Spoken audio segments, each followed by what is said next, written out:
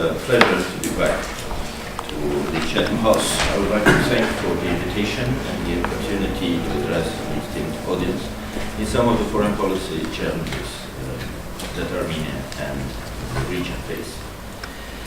The attention of the international community is focused today on the unacceptability of further escalation of the conflict in the Middle East and beyond, the spread of terrorist networks and devastations caused by their activities, crisis in Ukraine, instability in many other parts of the world, show that the world is undergoing two heavy shocks and turbulences. Yesterday, on my way from Paris to London, the Eurostar train had stopped for almost 2 hours because of the situation related to refugees. What's happening thousands of miles away knocks the doors of Europe. We can no more talk about isolated problems. Early warning and prevention of conflicts and destructive wars should always be top priorities, not only for those affected, but also for the international community as a whole. The Armenians have for centuries been a distinctive part of the multicultural mosaic of the Middle East. We are grateful to the people of the region who a century ago sheltered hundreds of thousands of survivors of the Armenian genocide. Now, when the ethnic and religious communities face an existential threat, we feel moral responsibility to stand with them. The violence in the Middle East has not bypassed by our compatriots, many of whom lost their lives in terrorist attacks. The Armenian settlements, churches, schools, and cultural institutions were destroyed. Just as 100 years ago, tens of thousands of Armenians, together with other peoples of the Middle East, today again were obliged to abandon their places of residence. More than 15,000 Syrian Armenians found refuge in Armenia. It is not a coincidence that the terrorists declared a war against the cultural heritage of the people of the region. It is exactly to the history and the collective memory that the universal values of civilized world, tolerance, resistance, and respect to the culture and religion of others, pass from generation to generation. These values stand in stark contrast to the ideology of xenophobia and discrimination adhered by the terrorist groups. Destruction of many Islamic sacred sites and the monuments of historic Palmyra and Nimrod, the blowing up of the Armenian church in Deir Zor, a sanctuary of the remains of many victims of the Armenian genocide, and other similar barbaric acts are crimes committed against civilization. It is imperative to create mechanisms to deprive terrorists of their resources and financial means, prevent the influx of the foreign fighters, precluding them to continue the use of the territory of the neighboring states for transboundary attacks. The international law holds responsibility not only for the crimes against humanity, but also for its complicity. This should be clear for all those who try to deny and justify the past crimes and incite current violence. This year marks the centenary of the Armenian genocide. The commemoration attracted huge international attention.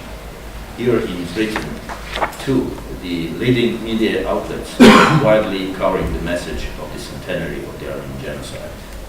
In 1929, Winston Churchill characterized the Armenian massacres as a Holocaust and added, I quote, "This crime was planned and executed for political reasons. The opportunity presented itself for clearing Turkish soil of a Christian race." End of quote. British historian Arnold Toynbee entitled his 1915 report as "The Murder of a Nation" and called it, I quote, "an organized murder of the Armenian race." End of quote. What happens today in the Middle East revives the horrors of the Armenian genocide. In 1915, Armenians were forced to march through the deserts where now the terror of Daesh is spreading, where Yazidis, Christians, and other minority groups are being exterminated, and traces of ancient civilizations are being destroyed. Lack of adequate international reaction to to the massacres committed against Armenians in 1894-96, and impunity resulted in the genocide of 1950. On May 24th, 1915, the Allied powers, Great Britain, Russia, and France, adopted a special declaration warning the perpetrators of the atrocities against the Armenian people that they would be held personally responsible, I quote, for these new crimes of Turkey against humanity and civilization, end of quote. However, it was a late attempt at preventing what had to be stopped much earlier. Failure of early warning mechanisms and prevention efforts made genocide a recurring phenomenon in the 20th century. We Armenians, as the survivors of the first genocide of the 20th century, feel a great moral responsibility towards the prevention of new crimes against humanity. We initiate genocide prevention resolutions in the UN, organize regular international conferences and workshops for genocide scholars, and are determined to extend our contribution to the genocide prevention efforts of the international community. Unfortunately, this year was not only the centenary of the Armenian genocide, but also a centenary of Turkish denial of genocide. I'd like to recall the powerful words of Pope Francis I during the Mass in St. Peter's Cathedral this April. I quote, "Concealing or denying evil is like allowing a wound to keep bleeding without bandaging it." End of quote. Lack of proper recognition of genocide perpetuates the occurrence of new ones. The irreversible process of the international recognition of the Armenian genocide continues on different levels and dimensions. Not only have a number of countries reaffirmed its recognition, but they also have been joined by new states. Since late 2014, the parliaments of Bolivia, Austria, Luxembourg, Chile, Brazil adopted special resolutions. They were joined by the European Parliament, the Latin American Parliament, the Parliamentary Assembly of the Council of Europe, and others. I would especially like to underline the courageous statement of the President of the Federal Republic of Germany, in which he not only paid tribute to the innocent victims massacred in the Ottoman Empire, but also spoke of Germany's part of responsibility in that crime. High-level delegations from more than 60 countries joined the Armenian nation on the commemoration day in Yerevan as a sign of compassion for this tragedy of not only a single nation, but humanity as a whole. It was another missed opportunity for the Turkish leadership, which was invited to participate in this commemoration. In Ankara, I personally, in last August, passed the written message from the President of Armenia inviting his Turkish counterpart to Yerevan on this occasion. It was not only a missed opportunity, but on the same day, the Turkish leadership organized the commemoration of the Battle of Gallipoli, making apparently a failed attempt to divert international attention from the centenary of the Armenian genocide. Ladies and gentlemen, the problem that our region, the South Caucasus, is facing may seem less visible to many observers from various parts of the world, but this should not mislead anyone.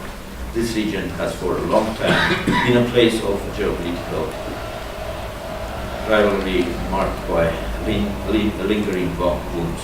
The resolution of the conflict between Azerbaijan and Nagorno-Karabakh is one of the main priorities of our foreign policy. A couple of months ago, there was an excellent opportunity here at the Chatham House to get first-hand insights on the issue directly from the President of Nagorno-Karabakh. Needless to say that the views and approaches of Nagorno-Karabakh are essential in the conflict resolution. Armenia continues to make efforts together with the mediators, the OSCE Minsk Group co-chairs, United States, Russia, and France, to reach exclusively peaceful solution to this conflict. The co-chairs have a common approach on the fundamental principles of the Nagorno-Karabakh conflict settlement. This is a rare example in the current turmoil in the international relations when those countries adhere to the same approach. We forthrightly stand by the position of the international community that negotiations Compromises and preparation of our societies to peace have no alternative for the conflict resolution. The co-chair countries have outlined their proposals on numerous occasions, most notably in 5 statements of the presidents of France, USA, and Russia made since 2009 in L'Aquila, Muskoka, Deauville, Los Cabos, and Peninsular.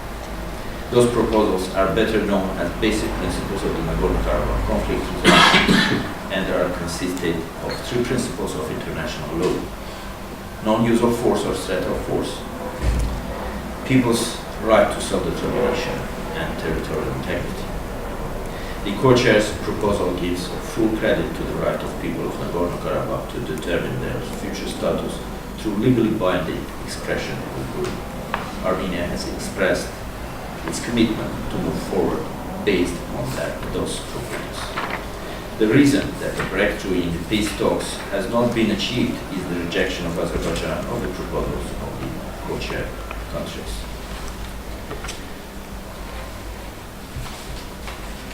Continued ceasefire violations by Baku on the border with Armenia and on the line of contact with Nagorno-Karabakh once again prove that Azerbaijan continues jeopardize the conflict resolution process.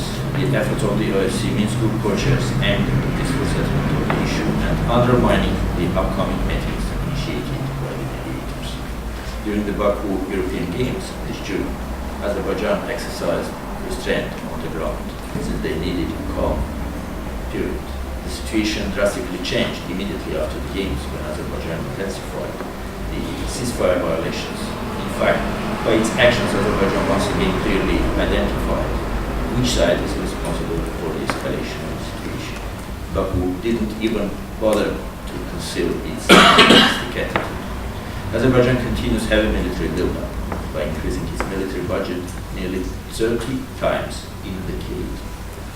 As long as Azerbaijan's bellicose aspirations are not curtailed, there will be no real progress in the peace talks. The implementation of the agreement on the mechanism to investigate the incidents of the line of contact, together with other proposals on confidence building and security building measures made by the co-chairs, could be an more important tool for prevention of such incidents and creation of the environment conducive for the peace talks. Azerbaijan continuously rejects numerous proposals of co-chairs on consolidation of the ceasefire with all snipers and on other confidence building measures, while Armenia and Nagorno-Karabakh have welcomed those proposals. It is obvious there is no military or political goal that Nagorno-Karabakh or Armenia might seek via de-escalation of the situation. While the international community speaks about the necessity of preparing the societies for peace, Azerbaijan continues on an official level the policy of injection of hatred against Armenians. The similarities between the destruction of thousands of Armenian medieval cross stones in Nakhichevan by the Azerbaijani army and the devastation of 2,000-year-old monuments in the historic Palmyra bear striking resemblance. Deliberate destruction of monuments, be that in Syria or Nakhichevan, should be considered as a crime against civilization. The road from authoritarianism to totalitarianism and despotism is interlinked to the escalation of the tensions through which the Azerbaijani leadership is attempting to lead and distract the attention of the international community from the outrageous human rights violations in Azerbaijan. The cornerstone of authoritarianism is hatred. Propaganda of enmity towards a neighbor is one of the favorite methods of such regimes to strengthen loyalty inside their countries by punishing representatives of media, civil society, and intelligentsia who dare to speak up against the regime and stand for peace and reconciliation. Not surprisingly, many of them in Azerbaijan have been put behind the bars with allegations of serving the Armenian interests. The xenophobic hatred against the Armenians has become the dominating rhetoric of Azerbaijan and state-supported policy for decades, while stating that Armenia is situated on native Azerbaijani lands. The president of that country declared that Armenians all over the world are the number one enemy of Azerbaijan. Ladies and gentlemen, I would like to add a couple of words about my current visit to the United Kingdom. I'm here in London upon the invitation of my colleague, Foreign Secretary, Mr. Philip Hammond, with whom I had a meeting yesterday. I also met Minister for Europe, David Lidington. Later today, I will meet Secretary of State for Culture, John Whittingdale. Together with my British colleagues, we are continuing discussions on efforts to further boost Armenia-British cooperation in different fields of mutual interest. We have a very solid foundation to build on, to enhance our bilateral relations that date back to centuries. Lord Byron famously portrayed Armenia as one of the most interesting countries on the globe. We will spare no efforts to ensure that Armenia continues to attain its attractiveness for the United Kingdom, not only as an interesting country, but also as a good partner.